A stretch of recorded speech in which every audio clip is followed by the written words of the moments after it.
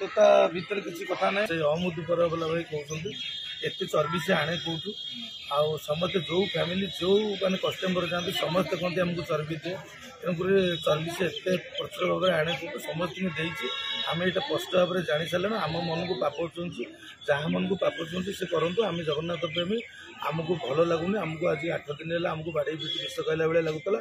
ଏବେ ଆଜ୍ଞା ଏହାର ଯୋଉ ପାର୍ଚିଟି ଆମେ କଲା ପରେ ଆମକୁ ଏବେ ନିଜକୁ ଶାନ୍ତି ଲାଗୁଛି। ଆମେ ଭାବୁଛୁ ଏମିତି ସମସ୍ତେ କଲେ ସମସ୍ତଙ୍କୁ ଭଲ ଲାଗିବ ଆଉ ସମସ୍ତଙ୍କ ଘରେ ଯୋଉ ଆଜ୍ଞା ଏ ଯୋଉ ଜୟା ହୋଟେଲରୁ ଖାଇକି ଆସିକି ବିଭ୍ରାଟ କରୁଥିଲେ ମାରୁଥିଲେ ବହୁତ ପ୍ରକାର ଅତ୍ୟାଚାର କରୁଥିଲେ ଏହାକୁ ସବୁ ବନ୍ଦ ହବ। କିନ୍ତୁ ଆମେ ଏତିକି ସରକାରଙ୍କ ପାଖରେ ନିବେଦନ ରଖିବୁ ଏ ପ୍ରଭୁ ଏ ଓଡ଼ିଶାରେ ଏ ଗୋ ମାଂସ କେମିତି ହଟୁ ଆର ପୁନର୍ବାର କେମିତି ଆକୁ ଯେମିତି କୌଣସି କ୍ଷେତ୍ରରେ କୋଉମାନେ ଯେମିତି ନ ଦେଖନ୍ତୁ ଆଉ ଆର ତୁରନ୍ତ କାର୍ଯ୍ୟାନୁଷ୍ଠାନ ଆମ ଜଗନ୍ନାଥ ଅଛନ୍ତି। ଆମେ ସମସ୍ତେ ଦୋଷୀ ହେଲୁ ଆମେ କ୍ଷମା ପ୍ରାର୍ଥନା କରୁଛୁ। ଜୟ ଜଗନ୍ନାଥ। ପ୍ରଭୁ ଆମକୁ ମୁକ୍ତି କର। ଜୟ ଜଗନ୍ନାଥ।